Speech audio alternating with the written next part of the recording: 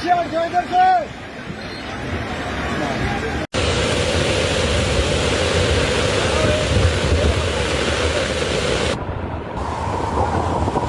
तो नाज़रीन, जहां भारत बोल रहा था कि वो सिंतास मुआहदे को नहीं मानता, वो पाकिस्तान का पानी बंद कर देगा, लेकिन भारत भी मजबूर हुआ है क्योंकि उसके पास ऐसा कोई इंफ्रास्ट्रक्चर ही नहीं है कि वो इतना बड़ा सैलाबी पानी अपने पास ज़ख़ीरा कर सके और रोक सके। यही वजह है कि उसने पाकिस्तान को पेश की इतला दी और उसके बाद पानी जो है वो पाकिस्तान के दरियाओं की तरफ उसका रुख मोड़ दिया गया। इस मौके पर अब पंजाब में दरिया सतलज रावी के मुकाम पर ऊंचे दर्जे का सैलाब, जिसके बाद वहाँ पर जो है आप देख सकते हैं कि सैलाबी सूरत हाल है।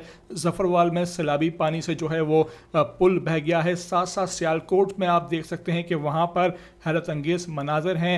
24 घंटे में 400 मिलीमीटर बारिश। 11 साल बाद सियालकोट में इतनी शदीद बारिश हुई है जिसके बाद पूरा शहर डूब के रह गया है। और इस मौके पर जो पंजाब हुकूमत है, पंजाब सरकार है और ख़ास तौर पर सियालकोट में ख्वाजा आसिफ है, वो एक्सपोज होकर रह गया है। जहां ये दावे पंजाब हुकूमत करती है कि उसने जो है वो डेवलपमेंट की है पंजाब में, तो आप देख सकते हैं कि पंजाब में सिर्फ लाहौर ही लाहौर की वो बात करते हैं, जबकि जो दूसरे शहर हैं उनके हालात आपके सामने हैं।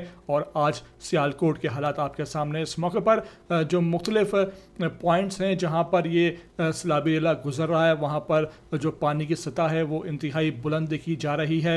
इलाके खाली कराए गए हैं, हिफाजती इक़दाम कर लिए गए हैं और किसी भी नाखुशगवार वाक़े से निपटने के लिए एमरजेंसी का निफाद भी कर दिया गया है। मेरी आपसे रिक्वेस्ट, वीडियो को आखिर तक देख लें। नए आते हैं ETV 247 उर्दू पर तो लाजमी से आप सब्सक्राइब करें, लाइक करें, शेयर करें और कमेंट करके मुझे अपनी कीमती आरा से लाजमी आगाह ज़रूर कर दिया करें।